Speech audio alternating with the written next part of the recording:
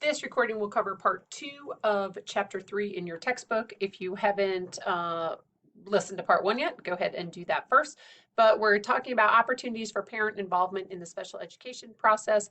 Again, progress reports, annual review, triennial, so that means every 3 years, will be a reevaluation, and every year there is an IEP meeting. Okay, so every single once a child has been determined eligible, as we talked about in the last slide. Oh, wait a second. Hold, please. Wait, okay, well, oh, did I skip a slide? No, I did not. Okay, as we talked about 2 slides ago, if the child was determined eligible for special education services and they then end up having an IEP, there will be an annual review of the IEP. So there's typically an IEP meeting every year. There's also every 3 years, there is a more in-depth reevaluation to make sure that the student still qualifies, excuse me, or still is eligible under the same disability category. Okay, we've also talked about response to intervention, or, as I like to call it, lack of response to intervention. Tier 1 is class or school-wide, so that's what everybody's getting, right? Typically, sometimes behavioral RTI is more school-wide, but RTI academics, I've seen it where it's more class-wide. So everyone in the whole class gets the same instruction. Tier 2, we have selected individuals who are not responding to Tier 1. They get maybe 20 minutes. It's usually a small group, so maybe they get 20 minutes 3 times a week in whatever skill they are struggling in. And then Tier 3, this is where students who are not responding, hence my lack of response to intervention, to Tier 2 interventions. So I tend to think a Tier 1 is instruction for all, right? Tier 2 is instruction for some, or kind of those small groups. Tier 3 is typically instruction for 1 or maybe 2. If the student still, let me make sure I'm not getting ahead of myself. Okay, if the student does not respond at Tier 3, if they still have a lack of response, that tends to be where the team says, hey, let's refer this child for an actual evaluation. Okay, let's refer them for an evaluation, and we'll see if this student is in fact eligible for special education services. All right, we also want to think about transition.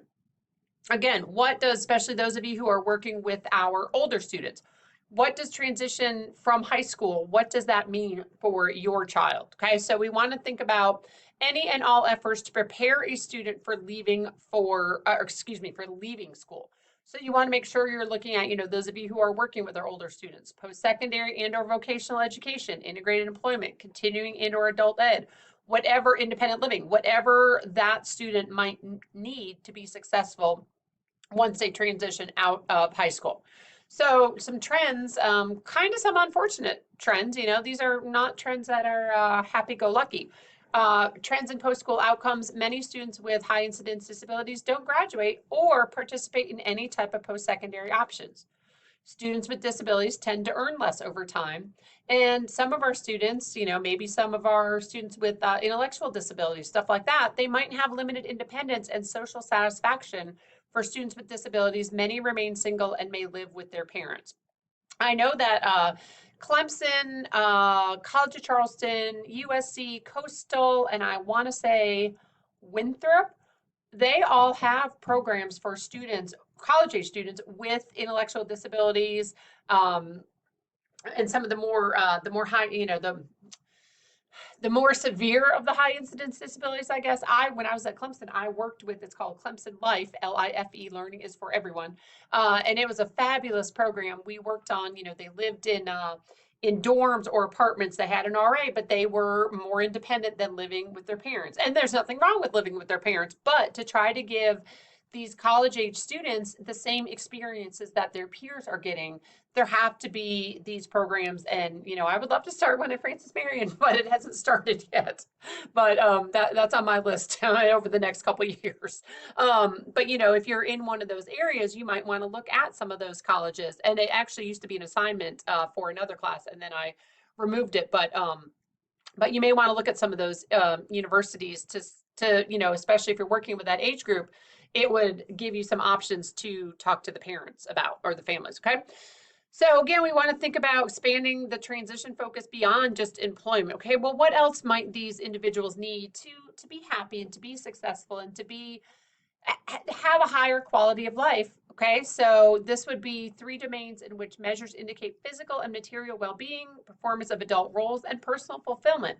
We don't want them just, we don't want 25-year-olds, even if they have an intellectual disability, we don't want them just sitting around watching Barney all day, right? We want to find things that can challenge them in appropriate ways for them.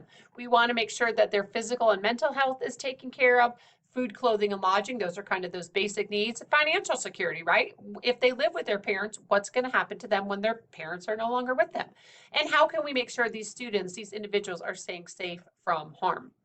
So again, thinking about beyond just employment, mobility and community access. Can they get from point A to point B in the community? Do they have a car? Do they know how to take the bus? Can we teach them if we are their uh, high school special ed teacher, we need to think about transition. Maybe they need to be on the bus. Maybe we need to teach them how to walk from 2 blocks down to a place of employment. What about leisure and recreation? When I was in Charleston County, there was Special Olympics, of course, which is near and dear to my heart, but there was also a therapeutic, what was it called? Therapeutic rec, I think, recreation. And one of the things they did was swimming. So I would go volunteer every week. We had an indoor pool, and individuals with intellectual disabilities of all ages would be there. And so some of them were actually training to go to Special Olympics for swimming. Some of them were just there to have a good time. Some of them were there to be a little social. So finding things like that is really important as well. That definitely is lacking in the Florence area, for our adults with disabilities. We do have the Miracle League. We have some other stuff. And I'm not bad mouthing Florence. I just wish there were more opportunities for leisure and recreation, personal relationships, social networks, stuff like that. Spiritual fulfillment, are there churches, are there spiritual places that are welcoming to individuals with intellectual disability? And, teaching our students, who will then go on to be our adults, how to be good citizens and how to be socially responsible. Okay, so if you're working with our transition kiddos, help them out. Find ways to help them find some happiness, some satisfaction, and a sense of general well-being, right? That's kind of, a lot of us are looking for these things, or maybe we have it. But, for our individuals with high incidence disabilities, some of these things might not come as easily to them as maybe it does to all of you. So addressing the demands of various transition settings. So what about exiting special education? It could be maybe they've aged out. Maybe they're 21, 22. Maybe the families decide, nope, we don't want them to be in special education anymore because we feel that it's giving them a label. Maybe the student, when they're 18, the student could say, nope, I'm good. I don't want any of this garbage anymore. I don't want to be identified as the person who has to go to, quote, the special class, right? So we have to think about stuff like that. Dropping out, removal, expulsion. Some of our students with high incidence disabilities, they're going to have some behavior problems, right? Think about it. If you can't, you're 19 and you're reading at an 8-year-old level, the age of 8, not grade 8. If you're reading like an 8-year-old, you're probably going to get bullied. You're probably going to get picked on. So what are you going to do? Well, guess what? Your only response might be to hit another child or to act out or to do something that gets you expelled from school.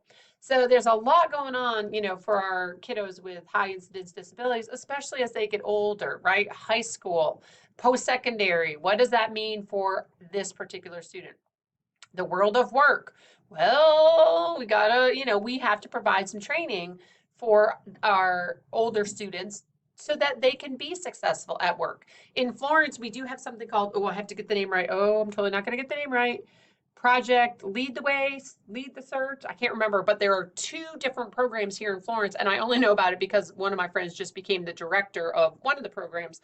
So there's one that takes place at McLeod Hospital, and then there's one that takes place out in some local hotels, kind of up by the 95-20 exchange here in Florence. And so he has, I think, 7, my friend who's the one in charge of the hotels, he has 7 or 8 students that come to him. They went to him for about 3 weeks for trainings and now they are out in the different hotels. They are considered interns. So they're working in housekeeping areas. They're working in food prep. They're working in, cleaning the pool, cleaning the the health room, stuff like that. So they're out there relatively independently-ish. He goes out and checks on them. I believe he has two paraprofessionals as well. But something like that, is great. And I believe that Florence is the only place that has two of those kind of options. So the students are still in high school, but really looking towards some post-secondary options for those students. And then also independent living and community participation. What does that look like for individuals with high incidence disabilities? So again, addressing the demands of various transition settings, adult basic education, maybe some community college, maybe some other of the more kind of basic skills. There's also 2 to 4 year colleges. Strategies to help students transition, I can't say that word, include teaching students about their disabilities, teaching them to self-advocate, right? That's really important that our older students especially learn to speak up about what they might need. And if they're in a workplace, what supports might they need? And if you are not in 759 currently, you will learn more about all of this that I'm talking about in 759. Helping them select colleges if that's appropriate. Seek assistance as college freshmen. Here at Francis Marion, we have a center. It used to be called Testing and Learning, but now it's called something else. The name just changed. But we have college students that come to us with, that are required or that do require some accommodations when it comes time to take tests, stuff like that. So you might need to teach your students, hey, if you go to college, great, but you need to advocate for yourself and say, hey, I need this support. I'm going to go visit this counseling center and, get it in writing. And then also facilitating a support network. Okay, documentation and resource needs, thinking about college preferential registration. Maybe we let some of our students with disabilities register a little earlier so they can have some of the smaller classes, or they could have classes that really work with their schedule. Maybe they know that by 2 o'clock in the afternoon, they're just wiped out, they're tired, they can't focus, or this or this. So maybe we give them some 10 o'clock classes or something like that. We also want to think about, okay, how are we going to teach these skills for daily living? Organizational skills. Some of our students with, especially our high incidence disabilities, they might be very disorganized, right? So that might come to you, that might fall to you to teach them some organizational skills. And also transition planning. Again, you will learn more about this in sorry, I had to move the slide for 1 second. You will learn more about all of this in 759. Transition planning team, though, includes, so this is the process of identifying and addressing the needs of a student in special education associated with successfully moving to post-school experiences. Okay, the transition services, a coordinated set of activities to improve both the academic and functional achievement of a student with the intent of facilitation transition to post-school activities. Lots of words. I know transition specialist. I think that's on here somewhere, or am I getting ahead of myself? Let's see. Sometimes I just make stuff up, y'all. No, let me go back to the slide. So transition specialists, school district employees that are responsible for coordinating transition efforts and who would serve as members of the ITP team, which is the individualized transition plan team. Okay, right here, individualized transition plan. It should mirror the IEP. It's just kind of focusing more on post-secondary. But it includes a statement of need, profiles of a student relevant strengths and weaknesses, annual goals, and service delivery plans for addressing the goals. And again, you will learn way more about this in the next little bit. So transition practices, we want to think about identifying transition goals and plans, as I kind of just mentioned. It should take into account the student's goals and needs in relation to each of the quality of life domains, and also really thinking about what the parents, and the families want. Where do they see their student as well? Self-determination, getting the student to take the lead. So getting the students as they're older, have them run their own IEP meetings, right? Have them be the leader of their IEP meetings so that everyone knows, hey, this is what this child actually wants. And SDLMI is self-determined learning model of instruction. So again, teaching students with HI to affect positive self-determined outcomes in part by setting and meeting goals to change inopportune experiences. So let them to kind of drive the bus as they are getting older and thinking about what do they want to do after high school. It's not what we want them to do, right? It needs to be what they want to do and what they feel comfortable with. And then the self-advocacy, being able to express and work towards goals. All right, I think I'm at the end. Okay, sorry, I can't see that the slide's over. All right, that is the end of chapter 3. I will see you again for chapter 4.